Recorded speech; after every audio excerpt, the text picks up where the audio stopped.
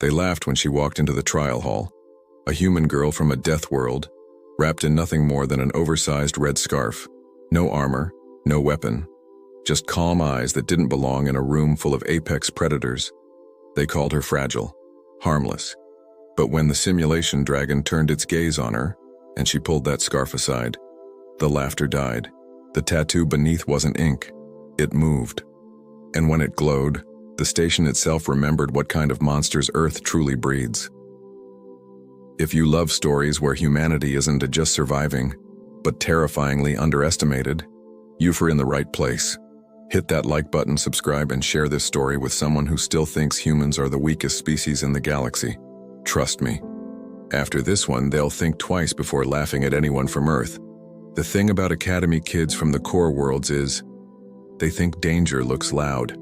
They expect it to wear armor, glow with plasma, or come wrapped in titles and crests. So when a 19-year-old human girl walked into the Imperial Academy trial hall wearing nothing but an oversized red scarf, they laughed. "She brought a blanket," someone shouted. Laughter spread like static. Her name was Amina Qureshi, Origin Earth, Deathworld class. That label alone should have earned silence. But her file was mostly redacted, sealed by the council. The others didn't notice. They only saw a soft-world mammal in a hall meant for apex predators.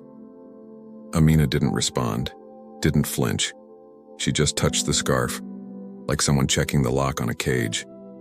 That was the moment I realized something. Maybe the scarf wasn't decoration. Maybe it was containment. The instructor called for Trial 47B. Objective: neutralize a dragon-class construct, alone. The room erupted again in laughter, but I remember thinking, why give that trial to a first-year human cadet? Unless the test wasn't about her strength, it was about what she was carrying. The dome flickered to life, a massive simulation chamber wrapped in hard light walls, a crash site rendered in perfect detail, metal debris, smoke, and one massive shape stirring in the dark. A dragon-class construct 6 meters tall unfolded its wings. The Imperial sigil gleamed on its armor-plated hide.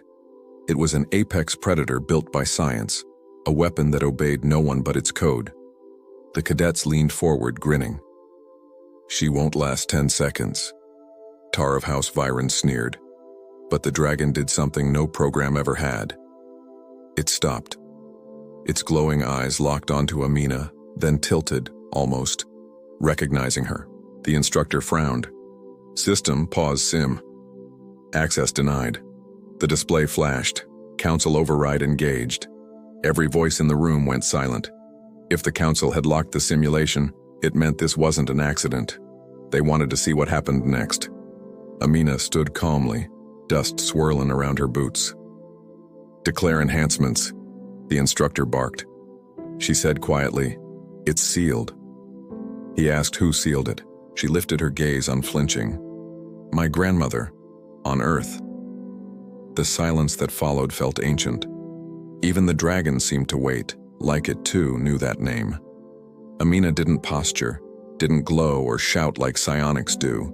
She just reached up, slid her red scarf aside, and the entire hall went silent. It wasn't ink.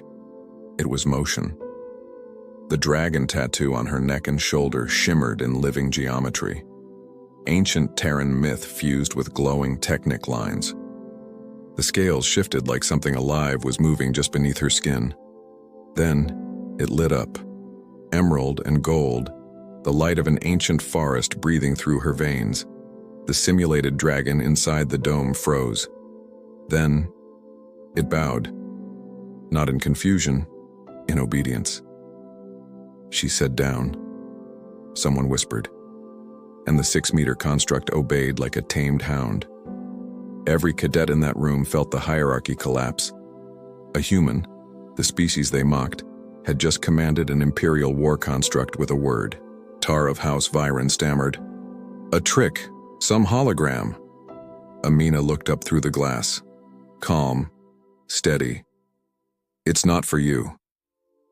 That line hit harder than any plasma blast, because in that moment, everyone realized they weren't watching a girl prove herself. They were watching her demonstrate what humanity could make their weapons do. Then, the alarms began. Every console in the trial hall screamed with warnings.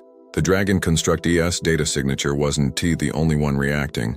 The station's core itself, deep beneath the Academy floors, registered a match. A 97.4% resonance with Amina Qureshi. Whatever was glowing on her skin wasn't just a symbol, it was a key. The council hadn't summoned her to test her skill. They wanted to see if a human could wake something they'd thought was theirs. The floor cracked under the dome's energy. Cadets panicked, instructors shouted, but Amina didn't move.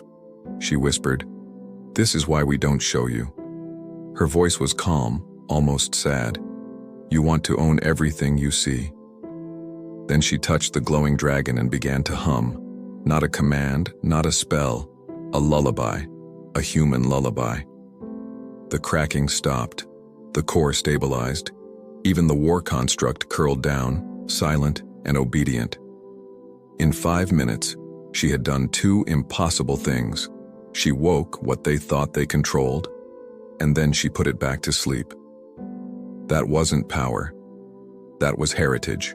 And in that stillness, every alien in the room felt it. Earth wasn't dangerous because of its monsters. It was dangerous because of its grandmothers. When the alarms faded, the silence was heavier than gravity. Amina stood in the center, the dragon tattoo dimming back beneath her skin.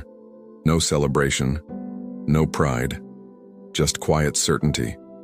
Tar broke the silence, because pride dies slow. "Without the tattoo, you're nothing," he shouted, desperate to reclaim meaning. Amina actually laughed. Not cruelly, softly. "You still think the tattoo is the power?" she said. "The tattoo is the lock. The power is me." Every cadet felt it then, the truth about humans. Their strength isn't in their tech or muscles or armies. It's in what they inherit, in stories whispered at night, in grandmothers who seal monsters and call them lessons. The instructor tried to classify her as Omega threat level, then hesitated. "No," he murmured, "not Omega. You can counter Omega. This is cultural." Amina only asked one thing. Update Earth's record, not just Deathworld. Add, do not provoke. And she walked out, boots echoing softly, leaving the Academy, the Council, and the galaxy forever changed.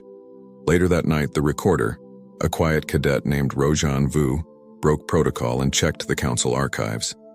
5 lines. That's all it said. Earth has begun releasing 4th-generation binders.